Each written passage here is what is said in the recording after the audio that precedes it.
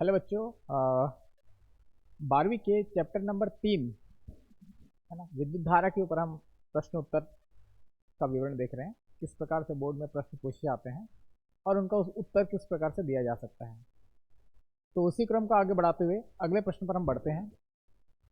प्रश्न नंबर 30वां।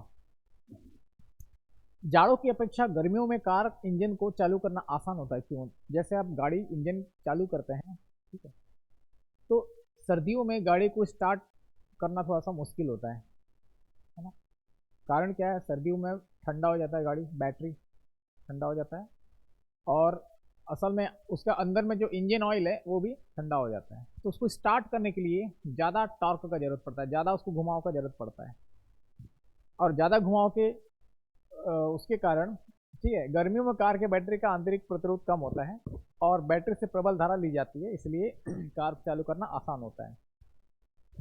जाड़ों में ठंडा होने की वजह से उसको स्टार्ट करने के लिए ज़्यादा बल लगाना पड़ता है। इंजन को चालू करने के लिए बैटरी को ज़्यादा बल लगाना पड़ता है।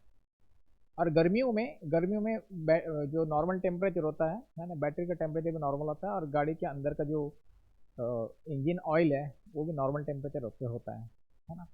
तो नॉर्मल टेम्परेचर होने से उसमें जो घुमाने के लिए जो ताकत लगाना पड़ता है अपेक्षाकृत कम लगाना पड़ता है। किसके अपेक्षाकृत? सर्दियों के। तो सर्दियों में गाड़ी ठंडी हो जाती है, उसका स्टार्ट करने के लिए ज़्यादा बल लगाना पड़ता है बैटरी को। इसी के क्रम में आगे और भी प्रश्न है, जैसे गाड़ी को स्टार्ट करते समय हेडलाइट का जो लाइट है, हेडलाइट जो है वो शुरू में मंदा पड़ जाता है, बाद में फिर तेज हो जाता है। ऐसा क्यों होता है? उसके कारण भी आगे आने वाले प्रश्नों में हम देखेंगे। तो जाड़ों की अपेक्षा गर्मियों में कार इंजन को चालू करना आसान होता है, क्यों? क्योंकि कार के बैटरियों का आंतरिक प्रतिरोध कम होता है गर्मियों में, इसलिए बैटरी से प्रबल धारा ली जा सकती है, तो गाड़ी को चालू करने में आसानी होता है।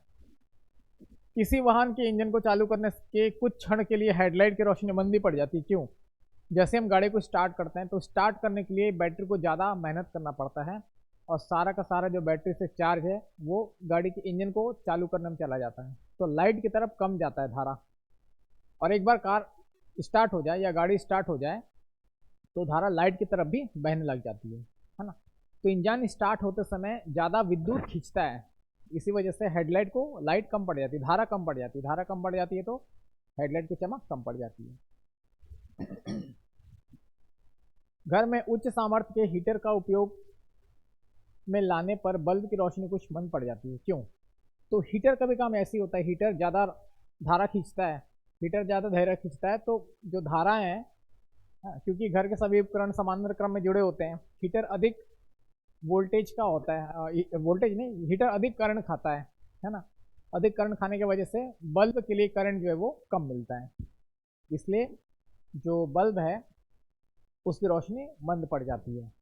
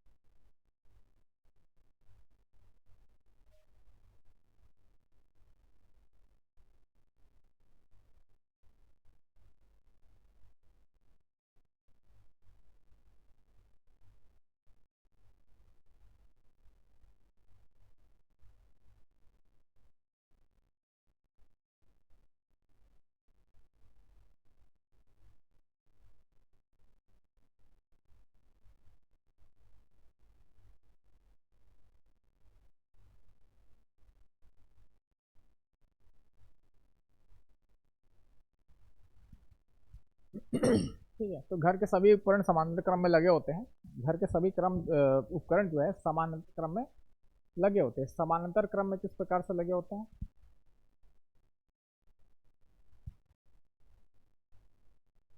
समानांतर क्रम में किस प्रकार जो लगा होता है? यहाँ पे बल्ब लगा है, फिर इसके समांतर यहाँ पे हीटर लगा है, हीटर को अभी हम सर्किट से ही दर्शाते हैं। फिर यहाँ पे कोई मशीन लगा है, पंखा लगा है, कूलर लगा है। तो घर के जितने भी उपकरण होते हैं सभी समानांतर क्रम में लगे होते हैं, और यहाँ पे हमारा विभवांतर होता है AC वोल्ट। यहाँ पे कैसा वोल्ट होता है, AC वोल्ट होता है।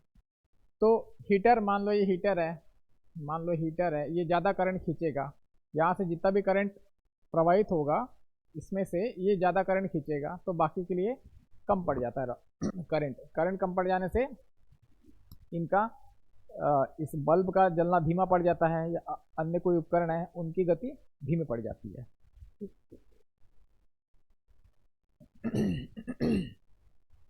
चालकत्व और प्रतिरोध में अंतर बताइए।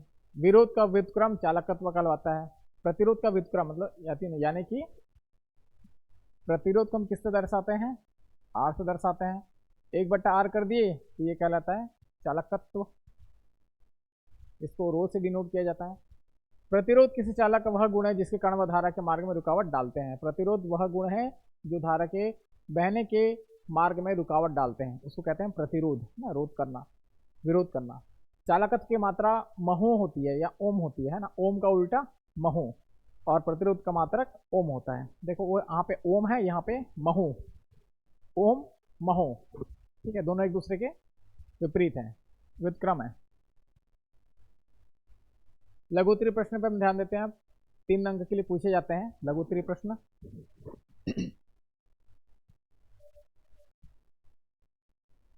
धातुओं में मुक्त इलेक्ट्रॉन के अनुगमन वेग तथा धारा घनत्व में संबंध स्थापित कीजिए। अनुगमन वेग, अनुगमन वेग क्या है, इसको VD से दर्शाया जाता है।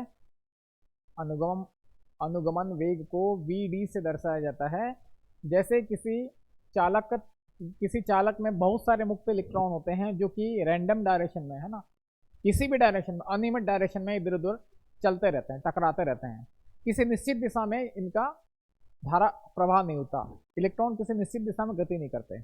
देखिए इलेक्ट्रॉन जब एक सिरा से दूसरे सिरा में बहता है तो उसको कहते हैं हम इलेक्ट्रॉन की धारा, और इलेक्ट्रॉन की धारा के विपरीत दिशा में क्या बहता है, करंट, है ना। ये मानते हैं कि इलेक्ट्रॉन अगर इधर से उधर जा रहा है तो धारा किधर बहेगा, विपरीत दिशा में। अब इलेक्ट्रॉन क्योंकि नेगेटिव है तो किस तरफ बहेगा, पॉजिटिव की तरफ बहेगा, और इस तरफ क्या होगा, नेगेटिव होगा।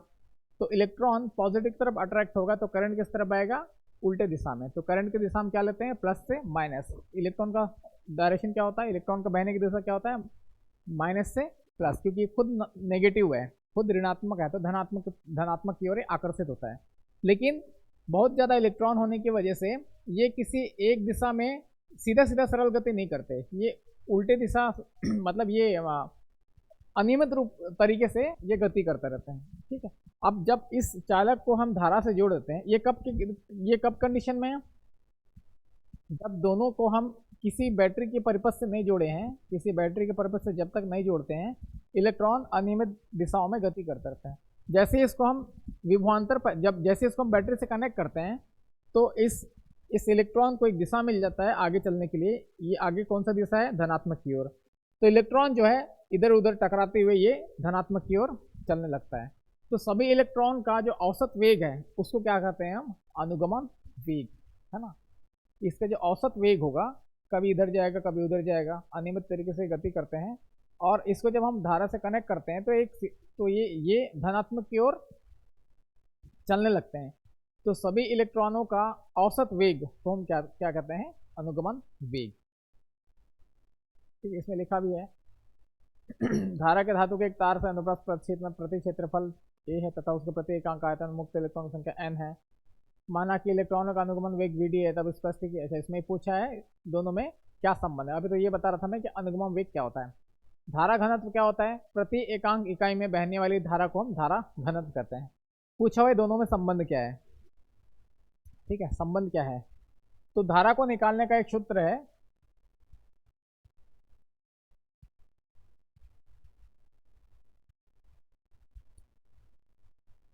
I बराबर n e v d into A. n मतलब इलेक्ट्रॉनों की संख्या, e का मतलब एक इलेक्ट्रॉन का मान, v d अनुगमन वेग, और a जो है वो क्षेत्रफल है।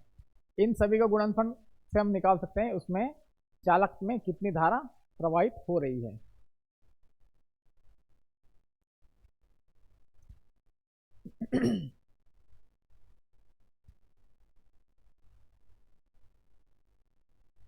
ठीक है, तो NaVd इलेक्ट्रॉनों की संख्या है, एक सेकेंड में तार से गुजरने वाली इलेक्ट्रॉनों की संख्या NaVd, प्रति सेकेंड एक सेकेंड में प्रभावित होने वाले कुल आवेश अर्थात धारा, ये वही बता रहा था मैं, I बराबर NaVd गुणित एक इलेक्ट्रॉन का आवेश, तो NeAVd है ना।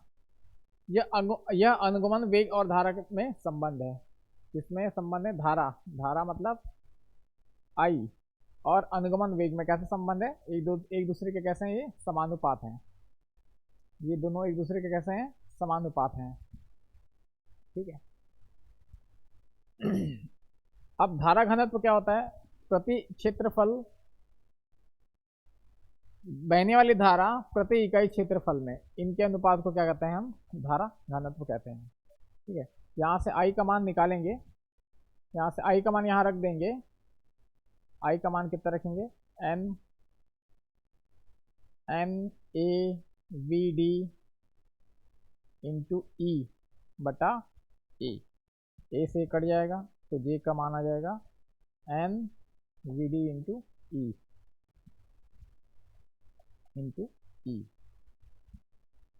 ठीक है।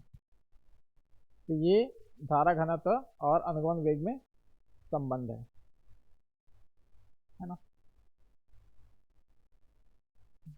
फिर से देखिए, पूछा है धातु में मुक्त इलेक्ट्रॉन के अनुगमन वेग तथा धारा घनत्व में संबंध स्थापित करना है। तो धारा घनत्व क्या है? धारा घनत्व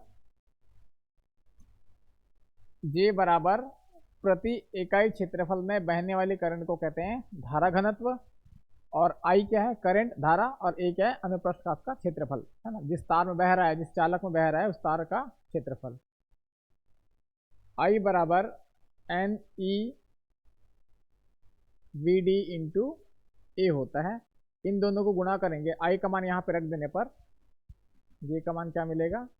NeVd A बटा A, A से A कट जाएगा और बचा हुआ जो पोर्शन है वो आपको मिल जाएगा ये वाला, है ना, NeVd। अगला प्रश्न है, अनुगमन वेग किसे कहते हैं? फिर से वही प्रश्न है ना। अनुगमन वेग और विद्युत क्षेत्र में संबंध स्थापित करना है। इसी को दूसरे रूप में पूछ सकता है, अनुगमन वेग से आप क्या समझते हैं? सिद्ध कीजिए कि मुक्त इलेक्ट्रॉन का अनुगमन वेग लगाया गया विद्युत क्षेत्र के अनुक्रम अनुपाती होता है। तो धातुओं में मुक्त इलेक्ट्रॉन की संख्या बहुत अधिक होती है। यदि धातुओं के सिरों पर कोई विभवांतर नहीं लगाया जाता है तब धातुओं में कोई धारा प्रवाहित नहीं होती है। क्यों? क्योंकि मुक्त इलेक्ट्रॉन की संख्या निश्चित दिशा में परिणामी गति शून्य होती है ना। वही चीज बता रहा है, एक बार हम भी फिर से देख लेते हैं। जब इसको हम किसी बैटरी से कनेक्ट नहीं किए, ये क्या है? चालक है। जब इसको किसी बैटरी से कनेक्ट नहीं करते हैं तो यहाँ पे जो फ्री इलेक्ट्रॉन है, मुक्त इलेक्ट्रॉन है, उनकी संख्या बहुत अधिक होती है और किसी भी अनियमित गति में ये अनियमित दिशा में गति करते हैं। जब इनको हम बैटरी से कनेक्ट करते हैं, जब हम इसको बैटरी से कनेक्ट करते हैं तो इलेक्ट्रॉन इस सिरे से उस सिरे की तरफ, इलेक्ट्रॉन जो है एक सिरे से धनात्मक की ओर, ऋणात्मक से धनात्मक की ओर प्रवाहित होने लगती है। इन सभी इलेक्ट्रॉन का जो औसत वेग है उसको क्या कहते हैं हम? अनुगमन वेग। औसत वेग क्यों ले लिया? क्योंकि एक एक इलेक्ट्रॉन का हम वेग नहीं निकाल सकते, है ना। बहुत सारे इसमें बहुत संख्याओं में इलेक्ट्रॉन होता है, तो सभी का हम औसत वेग हम ले लेते हैं, उसको क्या कहते हैं हम? अनुगमन वेग। इसको Vd से दर्शाया जाता है, ठीक है। अब विद्युत क्षेत्र और अनुगमन वेग में क्या अंतर है, क्या संबंध है, उसको देखना है। तो इलेक्ट्रॉन पर लगने वाला बल को हम दर्शाते हैं F बराबर -E इंटू ई, माइनस क्यों लगा? इलेक्ट्रॉन के कारण लगा है। तो इसमें अब न्यूटन का नियम कहता है फोर्स बराबर मास इंटू एक्सेलरेशन, है ना, 11वीं की क्लास में पढ़ते हैं हम। लगाया गया बल बराबर मास इंटू एक्सेलरेशन होता है। तो यहाँ से ये क्या है? त्वरण, और ये क्या है? द्रव्यमान। तो त्वरण कैसे निकालेंगे? बल और मास को गुणा कर देंगे, भागित कर देंगे, मास इधर आ जाएगा, बल बटा मास, ये क्या कहलाएगा? त्वरण, ठीक है, त्वरण। अब इसमें F का मान यहाँ पे रख दिया, देखिए यहीं से F बराबर E इंटू ई होता है, इलेक्ट्रॉन इंटू विद्युत क्षेत्रफल, और A का मान होता है F बटे M, है ना, A का मान होता है F बटा M। ये तो होता ही है, विद्युत क्षेत्र में इलेक्ट्रॉन पर लगने वाला बल कितना होता है, उस विद्युत क्षेत्र है ना, वो विद्युत क्षेत्र गुणित इलेक्ट्रॉन। अब यहाँ से हमने निकाला ए का मान, ठीक है, ए का मान, इसमें एफ का मान रखेंगे, इसी में एफ का मान रखेंगे तो क्या बन जाएगा, एफ का मान ई इंटू ई रखा बटा एम, तो ये हो जाएगा, ठीक है। ए बराबर ई इंटू ई, स्मॉल ई इलेक्ट्रॉन है और ये विद्युत क्षेत्र के, ये विद्युत क्षेत्र है, विद्युत क्षेत्र का मान है बटा द्रव्यमान। तो इलेक्ट्रॉनों की धनायनों से दो क्रमबद्ध संगठनों के बीच माध्यम समांतराल जिसे क्रांति काल कहते हैं, तब मुक्त इलेक्ट्रॉन का अनुभव इतना होता है। और उसमें लिखा हुआ है इलेक्ट्रॉनों की धनायों से दो क्रमागत संगठन, मतलब ये जब इलेक्ट्रॉन चलते हैं, एक इलेक्ट्रॉन जब चलता है तो यहाँ से टकराएगा, यहाँ टकराएगा, किसी धनायन से टकराएगा, फिर धनायन से टकराने के बाद फिर दूसरे धनायन से टकराएगा, तो इस टकराने से और इस टकराने के बीच का जो समय है, इससे टकराने से पहले, इससे टकराने से इसके टकराने, यहाँ पे गया, टकरा गया, ठीक है, टकराने के बाद फिर कितने समय में इससे टकरा रहा है, उसी समय अंतराल को क्या कहते हैं, क्रांति काल कहते हैं। इसे टाउ से दर्शाया जाता है, इसको क्या कहते हैं, टाउ, इसे कहते हैं टाउ, टाउ, ठीक है। तो इलेक्ट्रॉनों की धनायनों से दो क्रमागत संगठन के बीच मध्य समांतराल को क्रांति काल कहते हैं। तब मुक्त इलेक्ट्रॉनों का अनुगमन कितना होता है, वीडी बराबर प्रारंभिक वेग धन एक्सेलरेशन ए इंटू टाउ, टाउ क्या है, समय अंतराल है, तो यहाँ से प्रारंभिक वेग 0 है, अगर तो 0 ले लिया इसको, ए इंटू त्वरण गुणित समय, तो वीडी बराबर हम यहाँ निकाल सकते हैं, वीडी बराबर ए का मान हमने निकाला था ऊपर से, ये वाला ए का मान निकाला, इसमें रख देंगे ए का मान, तो माइनस ई बटा एम ई गुणित समय का टाउ आ जाएगा, ठीक है। तो ये क्या पूछा था इसमें, अनुगमन वेग और विद्युत क्षेत्र के मध्य अनुपाती होता सिद्ध करना है, या फिर ये पूछा अनुगमन वेग और विद्युत क्षेत्र में संबंध, है ना, तो ये संबंध आ गया, अनुगमन वेग वीडी और ये विद्युत क्षेत्र ई, दोनों कैसे हैं एक दूसरे के अनुक्रमानुपाती है, अनुक्रम है, ठीक है। ये विद्युत क्षेत्र जो होता है, वो विद्युत क्षेत्र जो होता है अनुगमन वेग का अनुक्रमानुपाती होता है, समानुपाती होता है, जिसको हम कह सकते हैं समानुपाती, है ना, यही पूछा हुआ है, सिद्ध करना है कि ये होता है, तो यहाँ पे आप सिद्ध कर सकते हैं कि वीडी बराबर क्या होता है, ई बटा M into E into tau.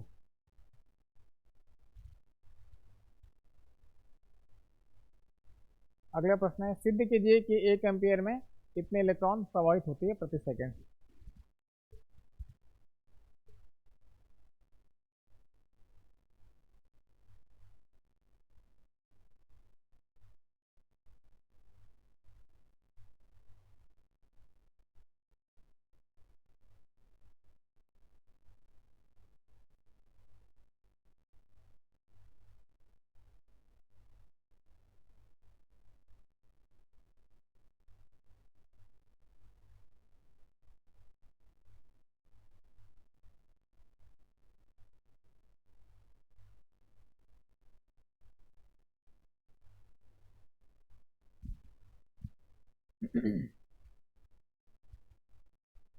एक एम्पियर में इतने इलेक्ट्रॉन प्रवाहित प्रति सेकंड होता है, सिद्ध करना है।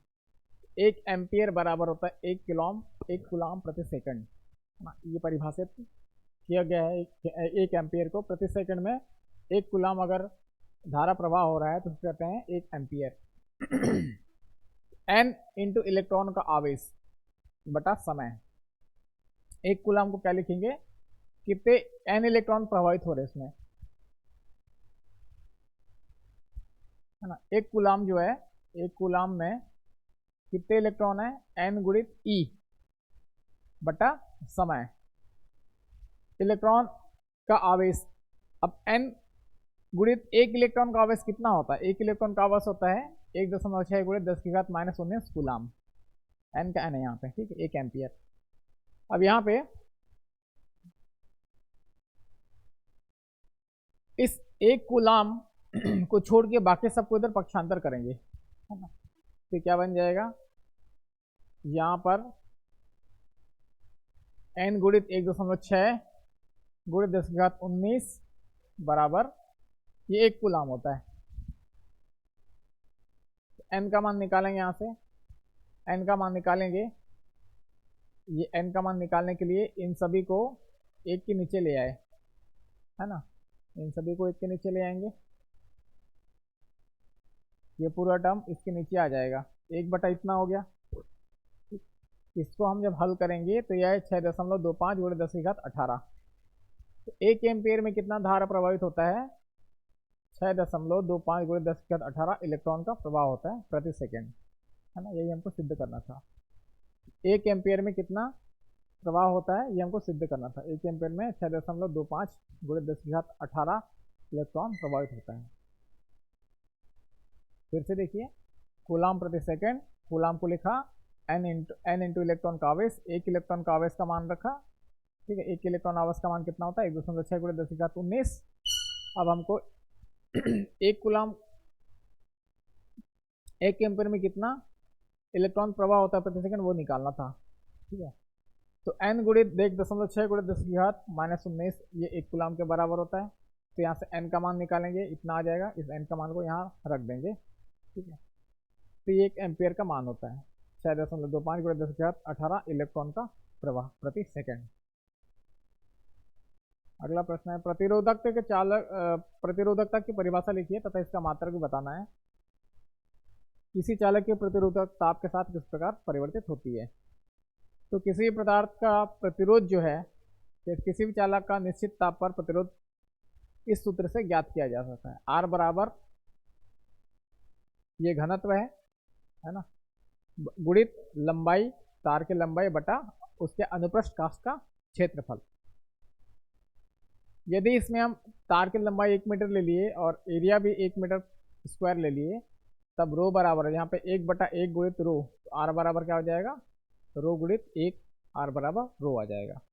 अतः किसी पदार्थ के एकांक अनुप्रस्थ क्षेत्र के परिच्छेद वाले एकांक लंबाई के चालक के प्रतिरोध को चालक का विशिष्ट प्रतिरोध कहता है ना। यानी कि एकांक परिच्छेद वाले, एरिया कैसा होना चाहिए? 1, और चालक का लंबाई भी कितना चाहिए? 1। तो एकांक परिच्छेद, एकांक अनुप्रस्थ परिच्छेद वाले एकांक लंबाई के चालक के प्रतिरोध को चालक का विशिष्ट प्रतिरोध कहते हैं। ये पिछले सवाल में भी हमने ये देखा था, है ना। अब माना किसी चालक में प्रतिरोध चालक में उपस्थित मुक्त के क्रांतिकाल के व्युत्क्रमानुपात होता है, ये भी हमने देखा था अभी। किसी चालक का प्रतिरोधकता चालक में उपस्थित मुक्त इलेक्ट्रॉन के क्रांतिकाल के व्युत्क्रम अनुपात में होता है। इसके जब ताप बढ़ाते हैं तो इलेक्ट्रॉन का अनुगमन वेग बढ़ जाता है, जिससे क्रांतिकाल का मान कम हो जाता है, और इसी कारण से प्रतिरोधकता का मान बढ़ जाता है, ठीक है। ताप बढ़ाने पर प्रतिरोधकता का मान क्या होता है? बढ़ जाता है।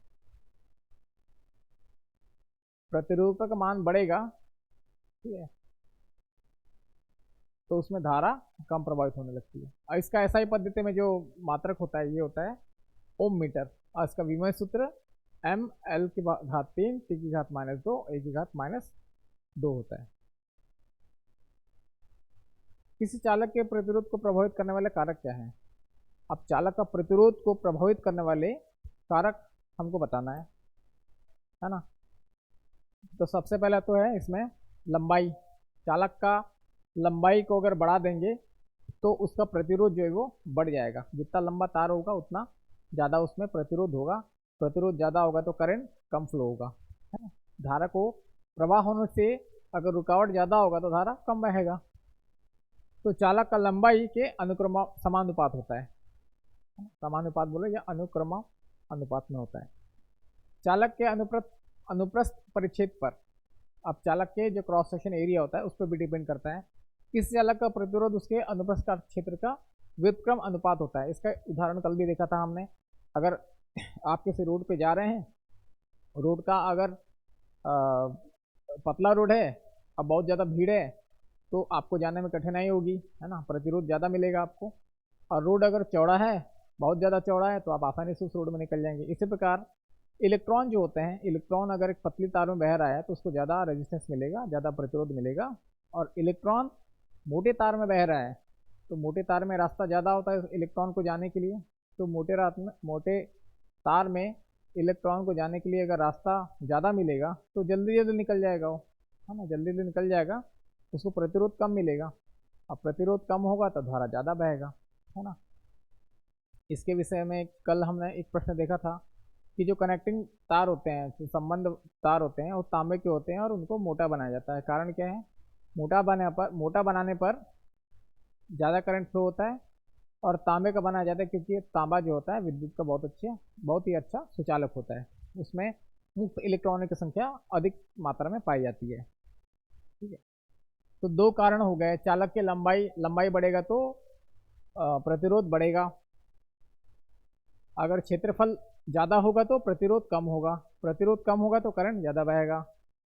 चालक के पदार्थ की प्रकृति पर, अलग अलग जो पदार्थ होते हैं, जैसे अलग अलग पदार्थ अलग अलग स्वभाव विद्युत के प्रति प्रदर्शन करते हैं। जैसे तांबा है, बहुत अच्छा चालक है। चांदी है, बहुत अच्छा चालक है। एल्यूमिनियम भी अच्छा चालक है। लेकिन दूसरे जो तार होते हैं, दूसरे जो धातु होते हैं, है ना, इनके अलावा जो जो भी धातु होते हैं, उनमें विद्युत प्रभाव उतना अच्छे से नहीं होता क्योंकि मुक्त इलेक्ट्रॉन की संख्या कम होती है। ठीक है, तो इलेक्ट्रॉन का घनत्व तो अलग अलग होता है, इसलिए उनका प्रतिरोध भी अलग अलग होता है। चांदी में बहुत ज़्यादा घनत्व होता है, इसलिए चांदी बहुत अच्छा सुचालक है। उसके बाद होता है तांबा। तांबा भी बहुत अच्छा सुचालक होता है। ठीक है, इसके बाद होता है एल्यूमिनियम। तो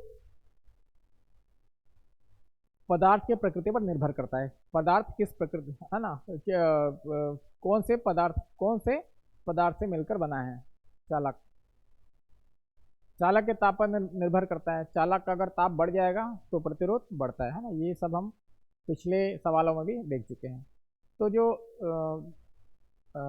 धातुएं होती हैं, धातुओं में जब ताप बढ़ता है तो चालकता बढ़ता है। और अर्धचालक जो होता है, चालक और अर्धचालक की बात करें तो चालक में ताप बढ़ने पर प्रतिरोध बढ़ता है।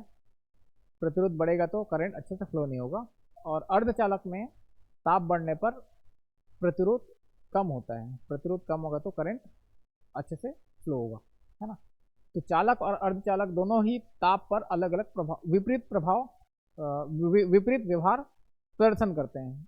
विपरीत जो है व्यवहार को प्रदर्शन करते हैं, है ना। चालक में ताप बढ़ेगा तो करंट अच्छा फ्लो होगा। चालक में ताप बढ़ेगा तो करंट कम फ्लो होगा। और अर्धचालक में ताप बढ़ेगा तो करंट ज़्यादा फ्लो होगा।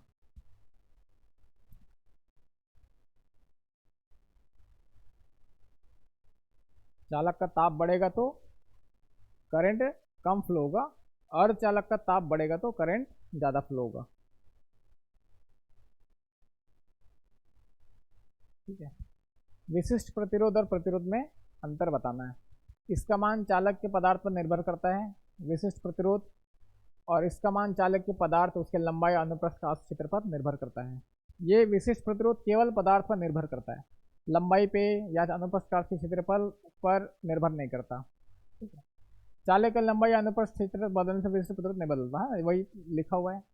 चालक के केवल पदार्थ पर निर्भर करता है विशिष्ट प्रतिरोध। पदार्थ मतलब वो तांबे का बना है, वो एल्यूमिनियम का बना है, या चांदी का बना है, उस पर निर्भर करता है।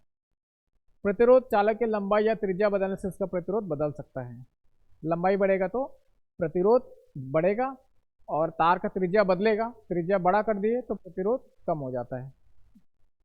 इसका जो मात्रक है ओम मीटर है, और इसका मात्रक जो है ओम है ना। ये सभी पिछले सवालों में भी देखे थे हमने।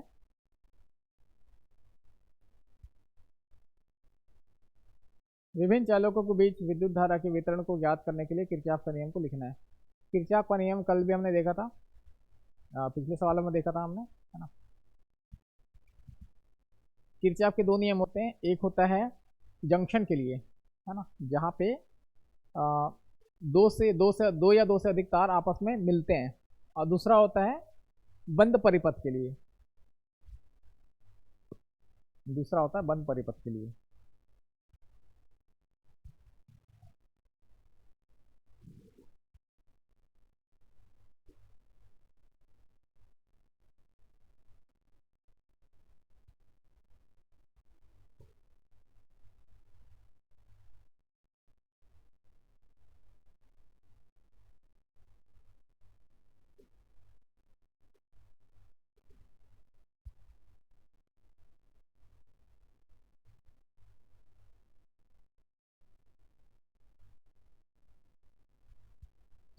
किरचॉफ का जो धारा के लिए प्रथम नियम है, विद्युत परिपथ के लिए जो प्रथम नियम है वो है कि संधि, ये जो ज्वाइंट है, इस संधि की ओर कुल आने वाली विद्युत धाराएं बराबर संधि से जाने वाली कुल विद्युत धारा के बराबर होता है। या फिर यूं कहें कि संधि की ओर आने वाले कुल आवेश का कुल धाराओं का जो योग होगा वो क्या होगा, शून्य होगा। ठीक है, तो यहाँ पे लिखा भी है, इस पे ये संधि है, इस संधि का नाम दिया गया है P। इस पे कुल आने वाली धाराएं कौन कौन सी हैं, I1, I2, I3, ये आने वाली धाराएं हैं। और जाने वाली धारा कौन सा है, I6, I5, I4। तो आने वाली धाराओं का योग और जाने वाली धाराओं का योग आपस में बराबर होगा। ठीक है। तो इस किरचॉफ का प्रथम नियम लगा के हमने पिछले सवालों में कुछ अंकित प्रश्न भी हल किए थे, है ना। यहाँ पे लिखा भी है, संधि की ओर आने वाली धाराओं का योग संधि से दूर जाने वाली धाराओं का योग के बराबर होता है। संधि की तरफ आने वाला धारा बराबर संधि से जाने वाला धारा, दोनों बराबर होगा। दूसरा जो नियम है, द्वितीय नियम जो है वो लूप का नियम है।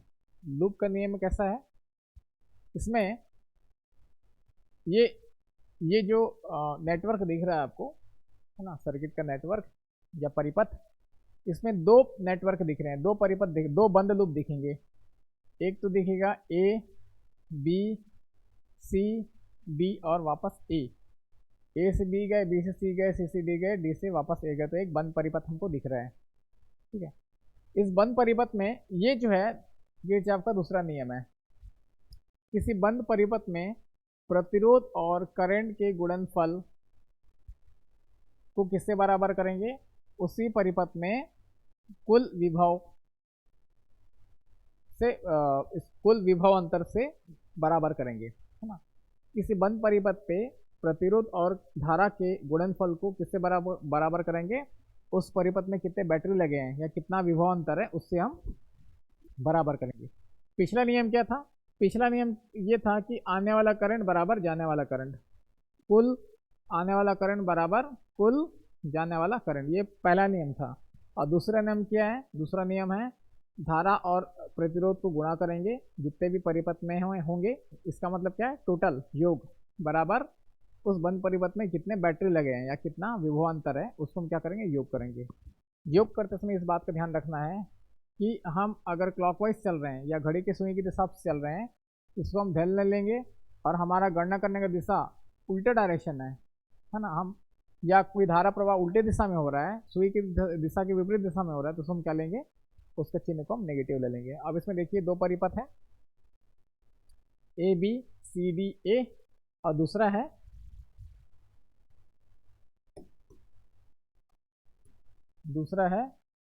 CD,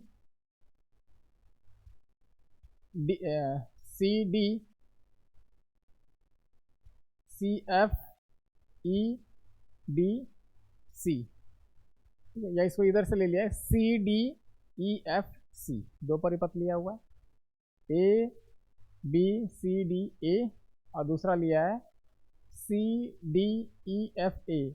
इसमें चित्र में उदाहरण के लिए दिखाया गया है धारा की दिशा का, धारा की दिशा को दिखाया गया है ना, इसमें इस तरफ से धारा बह रहा है, इसलिए इस तरफ से लूप ले लिया गया है उल्टा क्रम में, सुई की दिशा के विपरीत दिशा में, और इसमें धारा का प्रवाह इस डायरेक्शन में है ना, देखिए धारा का इस डायरेक्शन फ्लो हो रहा है, तो ये घड़ी की सुई की दिशा में है और एक घड़ी की सुई की विपरीत दिशा में है, दो लूप हो गए।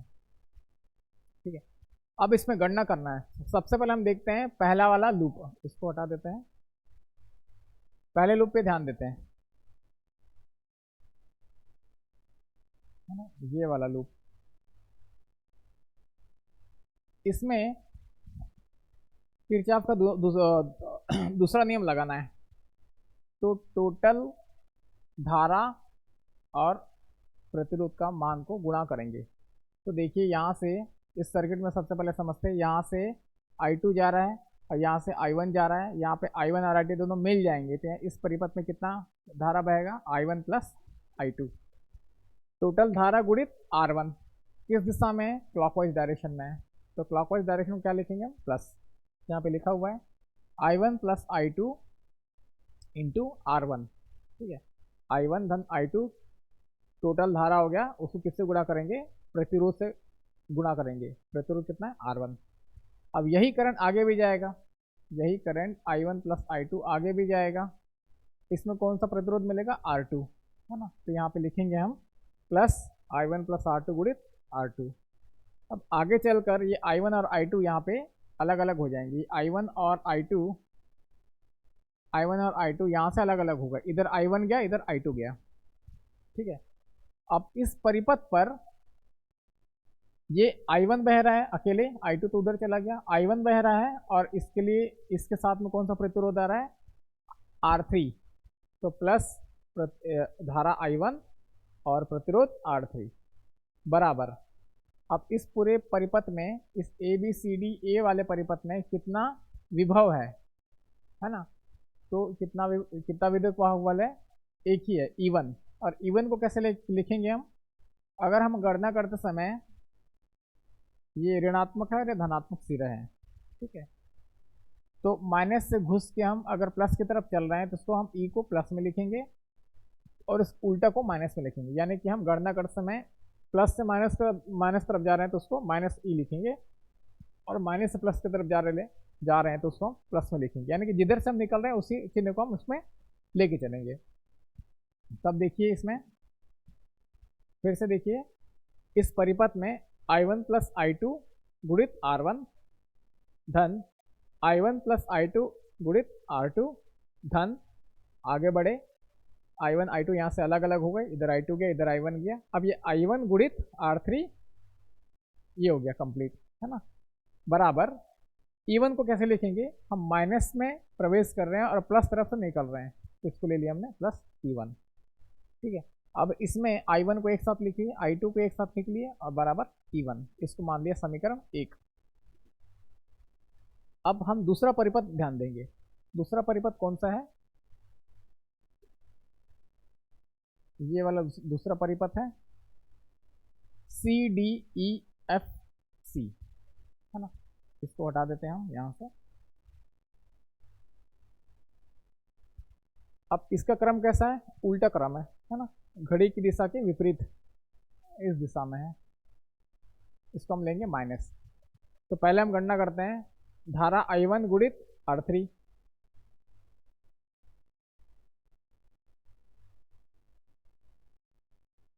ठीक है। धारा I1 गुणित R3,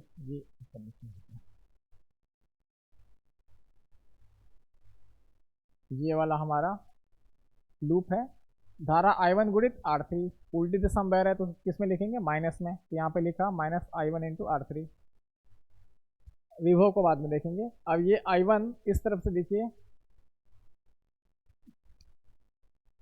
R2 इंटू R4 होगा, है ना। और ये किस दिशा में बह रहा है, ये घड़ी की सुई की दिशा की तरफ बह रहा है, ये प्लस में होगा I2 इंटू R4।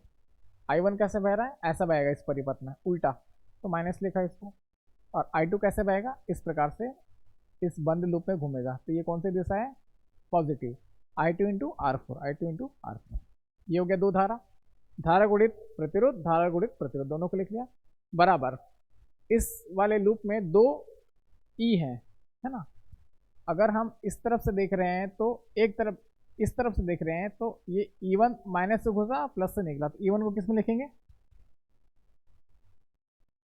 इसमें धारा क्या है, उल्टा धारा में है ना। तो इसमें लिखेंगे हम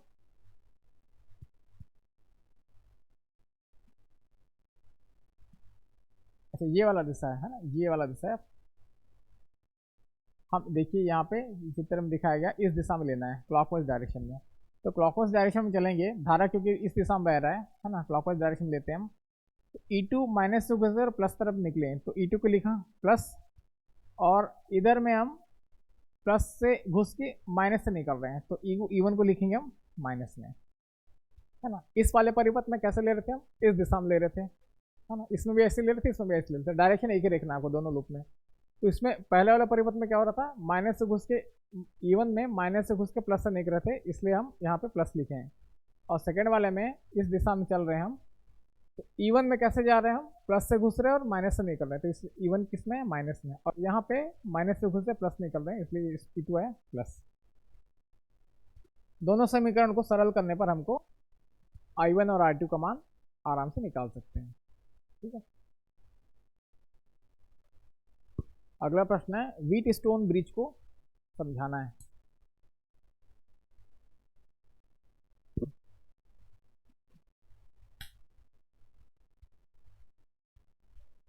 व्हीट स्टोन ब्रिज जो है, किरचॉफ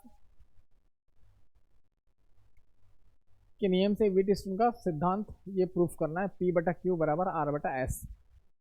तो व्हीट स्टोन ब्रिज जो होता है वो इस प्रकार का एक सर्किट होता है।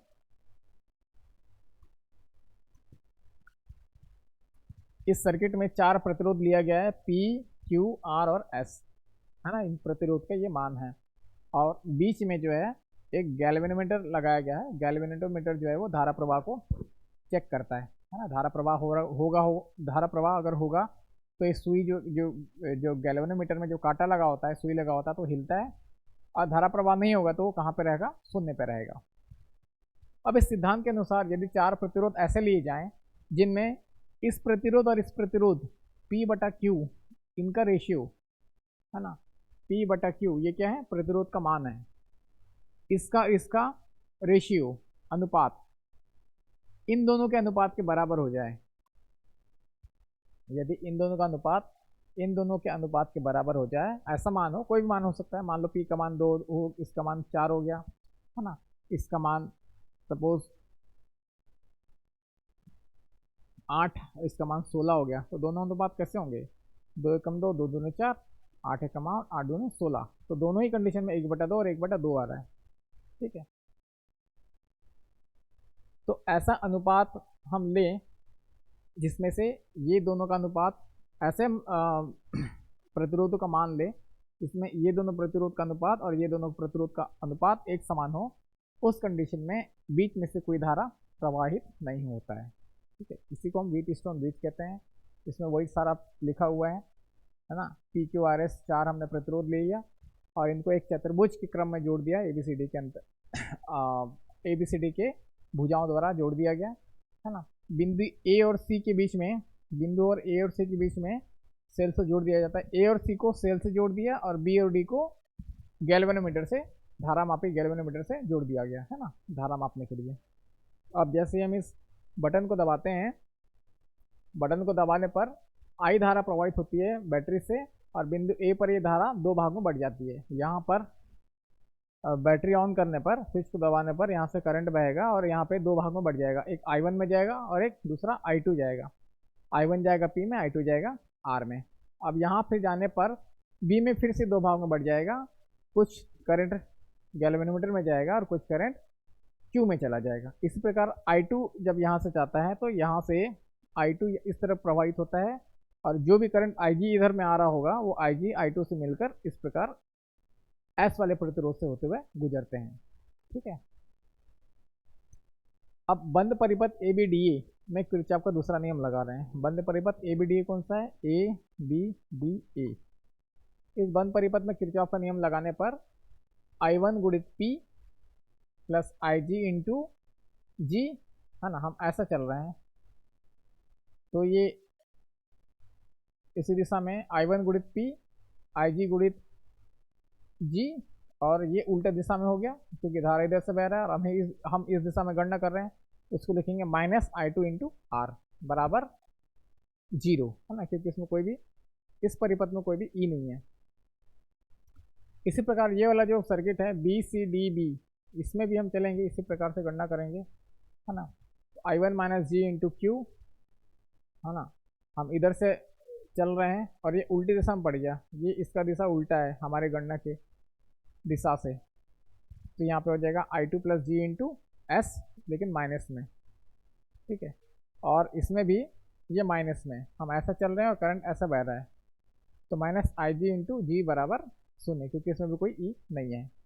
अब संतुलन की अवस्था में धारा मापे में कोई भी विक्षेप नहीं होगा, है ना, तो संतुलन की अवस्था में IG का मान क्या हो जाएगा, 0। तो समीकरण इस यहाँ पर IG का मान 0 रखने पर इन दोनों समीकरण को हल करेंगे और इन दोनों का समीकरण का हल करने पर हमको ये मिलेगा P बटा क्यू बराबर R बटा S। तो यही विद्युत स्थितियों के लिए संतुलन की आवश्यक प्रतिबंध है ना। तो ये हम ऐसा प्रूफ करेंगे, संतुलन की अवस्था में Ig जीरो हो जाएगा, और जब Ig जीरो हो जाएगा तब P बटा क्यू बराबर R बटा S आएगा, और Ig जीरो नहीं होगा तो ये भी नहीं होगा, है ना, प्रूफ नहीं होगा।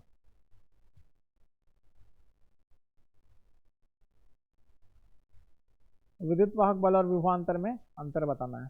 विद्युत वाहक बल है ना, पिछले के सवाल में हमने देखा था, एक बैटरी को जब खुले परिपथ में रखा होता है तो मैक्सिमम जो है ना, जो विभवांतर है उसको उसी को कहते हैं विद्युत वाहक बल। हाँ, इसमें लिखा भी है विद्युत वाहक बल का उपयोग विद्युत स्रोतों में जैसे जनरेटर, सेल, बैटरी, डायनामो आदि के लिए किया जाता है, और विभवांतर शब्द का उपयोग किसी भी विद्युत परिपथ के लिए किन्हीं दो बिंदु के लिए किया जाता है। विद्युत परिपथ भंग होने पर इसका अस्तित्व रहता है, और विद्युत परिपथ भंग होने पर इसका अस्तित्व समाप्त हो जाता है। यानी कि ये बैटरी है, इस पे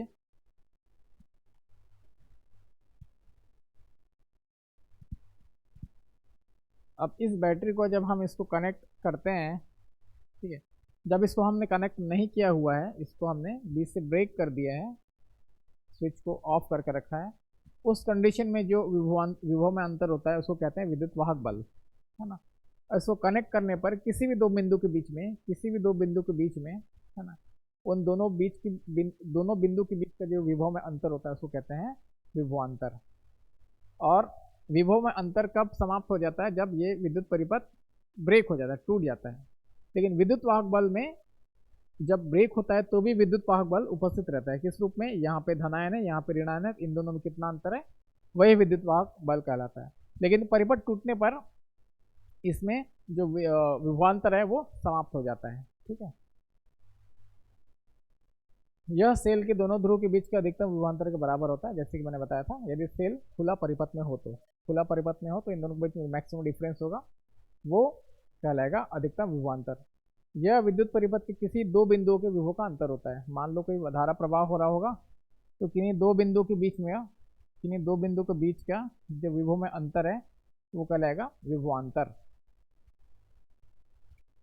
सेल के विद्युत वाहक बल परिपथ के प्रतिरोध पर निर्भर नहीं करता। सेल का विद्युत वाहक बल परिपथ के प्रतिरोध पर निर्भर नहीं करता, मतलब इसको जिस भी तार से जोड़ा है उस तार के प्रतिरोध पर निर्भर नहीं करता है ना। किस पे निर्भर करता है? ये निर्भर करता है इसमें कितने पॉजिटिव आयन जमा हो रहे हैं, इस पर कितने नेगेटिव आयन जमा हो रहे हैं, उस पर डिपेंड करता है इलेक्ट्रोड और जिस पानी में रखा है ना, उसके नेचर पर।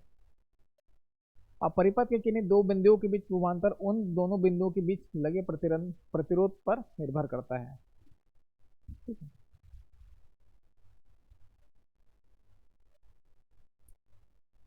किसी सेल का आंतरिक प्रतिरोध किन किन कार्यों पर निर्भर करता है, इसका विवरण देना है।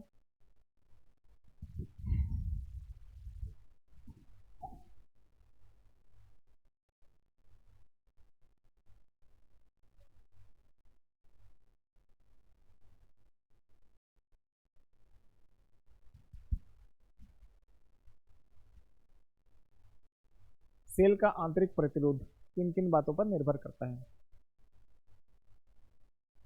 तो पहला, दोनों इलेक्ट्रोड के बीच की दूरी पर। इस प्रकार का सेल होता है, सॉल्यूशन में डूबा हुआ, है ना। दो इलेक्ट्रोड होता है, एक एनोड होता है, दूसरा कैथोड होता है। तो सबसे पहले इन दोनों के बीच का दूरी पर निर्भर करेगा, है ना। इलेक्ट्रोड के बीच दूरी बढ़ने से सेल का आंतरिक बढ़ जाता है। इन दोनों के बीच का दूरी बढ़ेगा तो आंतरिक प्रतिरोध बढ़ जाता है, क्योंकि इलेक्ट्रॉन को यहाँ से यहाँ तक जाने में ज़्यादा मेहनत करना पड़ता है। तो दोनों इलेक्ट्रोड के बीच का दूरी बढ़ेगा तो आंतरिक प्रतिरोध बढ़ जाएगा। अपघटन में डूबे इलेक्ट्रोड का क्षेत्रफल पर, इलेक्ट्रोड के अपघटन में डूबे क्षेत्रफल बढ़ाने पर सेल का आंतरिक प्रतिरोध कम हो जाता है। यानी कि ये जितना मोटा होगा इलेक्ट्रोड जितना मोटा होगा उतना प्रतिरोध कम होगा, और इलेक्ट्रोड पतला होगा तो प्रतिरोध बढ़ जाएगा। विद्युत अपघटन की सांद्रता पर, है ना, जो भी सांद्रता है, जो भी जिस लिक्विड में है ना। जिस भी तरल माध्यम में इलेक्ट्रोड डूबा हुआ है उसकी सांद्रता पर निर्भर करता है। सांद्रता बढ़ने पर सेल का आंतरिक प्रतिरोध बढ़ जाता है क्योंकि इलेक्ट्रॉन को फ्लो होने के लिए बहुत ज़्यादा मेहनत करना पड़ता है ना। सांद्रता अधिक होगा तो अणुओं की संख्या अधिक होगी, अणुओं की संख्या अधिक होगी तो टकराने का चांसेस बढ़ेगा, और ज़्यादा टकराएगा तो उसको आगे जाने में उतना प्रॉब्लम होगा। विद्युत अपघटन के ताप पर निर्भर करता है। विद्युत अपघटन का ताप बढ़ाने पर सेल का आंतरिक प्रतिरोध कम हो जाता है ना। क्योंकि ताप बढ़ने पर अणुएं जो है टूटती हैं, और टूटती हैं तो हमको ज़्यादा इलेक्ट्रॉन मिलेगा, ज़्यादा इलेक्ट्रॉन मिलेगा तो प्रतिरोध कम हो जाएगा। इस सेल के विद्युत वाहक बल, विभवांतर एवं आंतरिक प्रतिरोध में संबंध ज्ञात करना है। ठीक है, तो देखिए यहाँ पर I बराबर V बटे R, ये तो होता ही है ना। ये तो बाहरी पथ के लिए है। सेल का हमने पिछले क्वेश्चन में देखा था, सेल के लिए क्या होता है, I बराबर E upon R plus R। Cell के लिए आंतरिक प्रतिरोध E मतलब ये हो गया वोल्टेज हो गया, और R, इसमें दो R हैं, एक बाहरी R और एक आंतरिक R, स्मॉल R।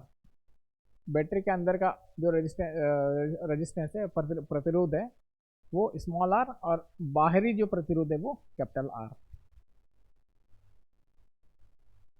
अब दोनों आई को बराबर कर लेते हैं, है ना। दोनों आई को बराबर करेंगे,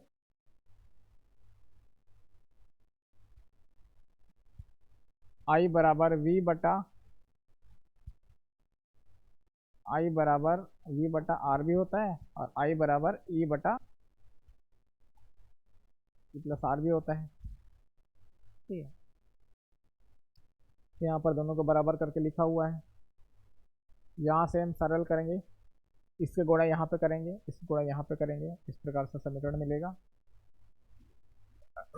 अब यहाँ पे कैपिटल आर वाले को एक साइड कर लिया, है ना। ये आर को उधर पक्षांतर करेंगे, और वहाँ से आर को कॉमन निकालेंगे, ई माइनस वी मिलेगा हमको। आर बराबर ई माइनस वी बटा वी मिलेगा। वी को दोनों के नीचे गुणा कर भाग देंगे तो ई बटा वी माइनस वी बटा वी, वी बटा वी कट के एक हो जाएगा, ई बटा वी रह जाएगा। तो ये आंतरिक प्रतिरोध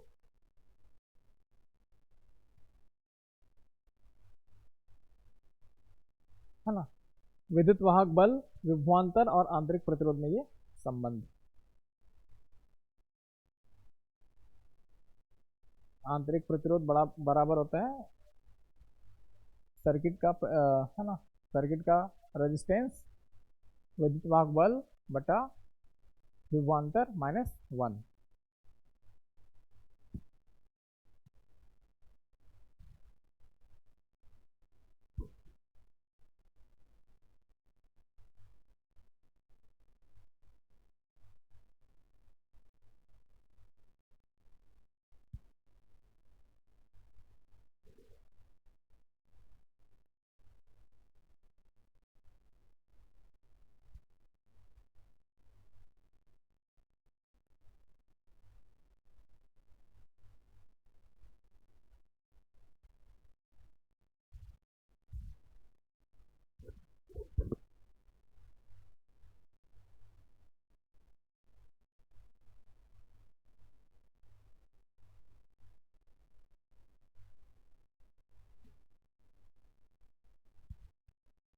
मीटर सेतु के सहायता से किसी तार का प्रतिरोध तथा तार के पदार्थ का विशिष्ट प्रतिरोध ज्ञात करना है और विधि का वर्णन भी करना है। ये मीटर सेतु है।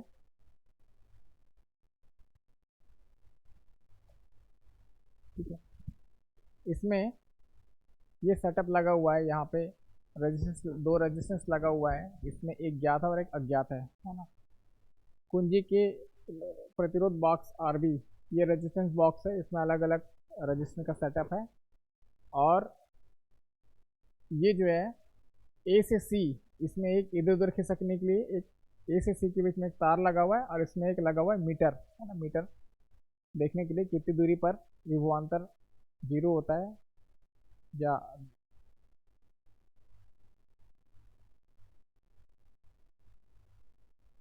इस भाग ए बी में प्रतिरोध P लगा हुआ है, और बी सी पे प्रतिरोध Q लगा हुआ है।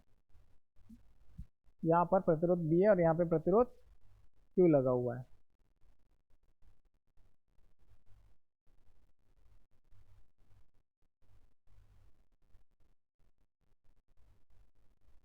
ठीक है। Mn में एक प्रतिरोध यहाँ पे जो ज्ञात जो प्रतिरोध है यहाँ पे लगा रहता है, और ये जो XY है ना, इसमें जो लगा होता है प्रतिरोध, इसको हम S से प्रदर्शित कर रहे हैं। तो इसमें हम ये सारा सेटअप करके, ये रेजिस्टेंस बॉक्स है ना, और इसमें जो अननोन रेजिस्टेंस है उसको हम रखते हैं, और यहाँ से हम चेक करते चलते हैं कि कहाँ पर संतुलन का बिंदु आ रहा है। मान लो ए बिंदु से संतुलन का बिंदु जो है वो L दूरी पर मिलता है हमको, ठीक है। तो यहाँ से लेकर यहाँ तक का जो दूरी हो गया BC हो जाएगा 100 माइनस। अब ये पूरे जो लंबाई है ये 100 मीटर होता है ना। इसमें से मान लो L दूरी पर हमको संतुलन का बिंदु मिलता है, यहाँ से L दूरी पर, ए से L दूरी पर संतुलन का बिंदु मिलता है, तो ये दूरी कितना हो जाएगा 100 माइनस L। तो इस प्रकार व्हीटस्टोन से हम P/Q बराबर R/S से हम निकाल सकते हैं, जो अज्ञात जो रेजिस्टेंस होता है उसका मान हम इस समीकरण से निकाल सकते हैं।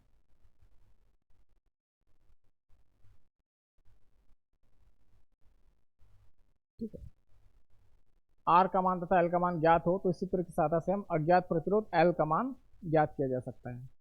तो व्हीटस्टोन ब्रिज का मान मीटर सेतु का उपयोग किस लिए किया जाता है? किसी भी अज्ञात जो तार है उसका प्रतिरोध कितना है वो निकालने के लिए। ठीक है। आगे के सवालों में हम इस प्रकार से विस्तार से देखेंगे।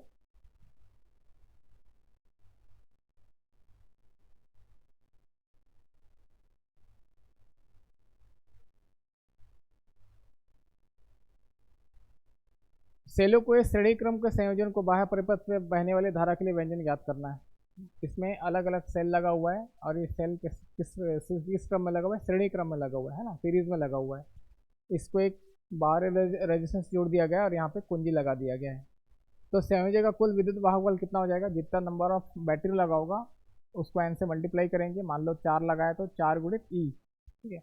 और आंतरिक प्रतिरोध हो जाएगा n इंटू R, है ना। जितना रेजिस्टेंस है उसी को n से मल्टीप्लाई करेंगे, n मतलब नंबर ऑफ सेल्स। तो परिपथ में बहने वाला धारा कितना हो जाएगा? Total voltage by total resistance. Total voltage कितना है? विद्युत वाहक बल n इंटू E, है ना। n मतलब सेलों की संख्या बटा कुल प्रतिरोध।